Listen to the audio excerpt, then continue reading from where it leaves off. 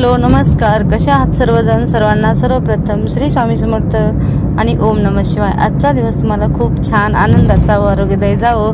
तर आजच्या दिवसाची सुरुवात जी आहे ती आपल्या सुंदरशा पूजेने झालेली आहे आणि पूजा ही थोडीशी शॉर्टकटमध्ये केलेली आहे। आणि ज्या पाडव्याचा दिवस आहे आजचा, त्या पाडव्याच्या शुभेच्छा मी तुम्हाला काय केलेल्या आहेत, पाडव्याच्या दिवशी शॉर्ट व्हिडिओमध्ये दिलेल्या आहेत। तर चला असो, मस्त पूजेची जी आपल्या पाडव्याची जी सुरुवात आहे ती मुलांनी केलेली आहे आणि पूर्ण जी पण स्वच्छता पूजा वगैरे जे आहे ते सर्व मुलांनी केलेली आहे। मी फक्त पूजा केलेली आहे। घरची रोजची जी डेलीची पूजा आहे ती सुद्धा मुलांनीच केलेली आहे।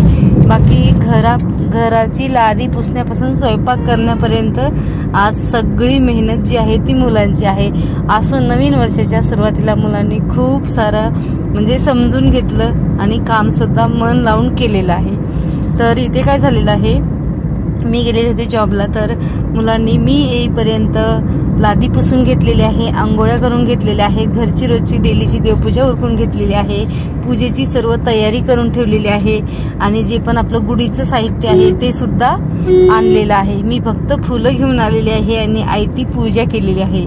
तर असो, जास्त उशीर पण पूजेला नको व्हायला, त्यासाठी सर्व ही तयारी ह्यांना मी पण करायला सांगितली होती आणि जशी सांगितली तशी मुलांनी पण केली। सर्वांचा हातभार लागला, पूजा सर्व व्यवस्थित आणि टायमिंगला झालेली आहे। तर इथं पूजा वगैरे आम्ही सर्वांनी मिळून करून घेतली आणि पूजेला मस्त अशी पिवळ्या कलरची साडी जी आहे ती नेसवलेली आहे।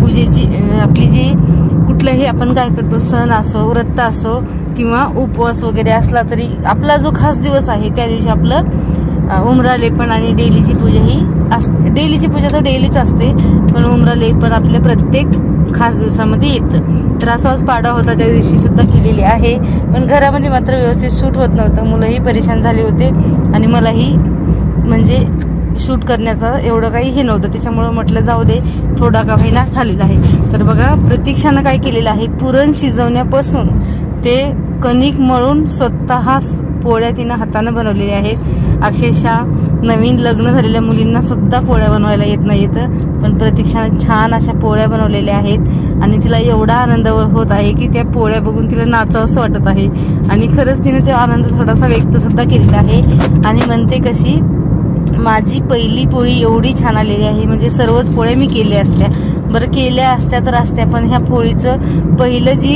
कौतुक आहे ते माझ्या आजीला सांग। तर खरंच ना, आपल्याला प्रत्येक सुखामध्ये आपलं माणूस जे आहे ना ते आपल्याला कुठलंही सुख असो कौतुक असो पहिलं आपल्याला आपल्या माणसाजवळ सांगावं असं वाटतं आणि त्याने आपलं कौतुक करावं ही आपली अपेक्षा असते। तर असंच काहीसं तिचेही मनात आलेलं आहे। मी तर केलेलं आहे भरभरून कौतुक, कारण मला पण नव्हतं वाटलं की तिनं पुरण म्हणजे परतून वाटून घेईल आणि पोळ्या करील। हां, कणिक वगैरे मळून ठेवील आणि एखाद्या वेळेस पुरण पडतील असं वाटलं होतं, पण तिने मला एक चपाती सुद्धा करून दिलेली नाही, पोळी सुद्धा करून दिलेली आहे नाही। आणि बघा, सुदर्शन पूजा सुद्धा खूप छान सुंदर केलेली आहे। तर असा छोटासा ब्लॉग मी तुम्हाला पाडव्याचा जो आहे तो शेअर केलेला आहे।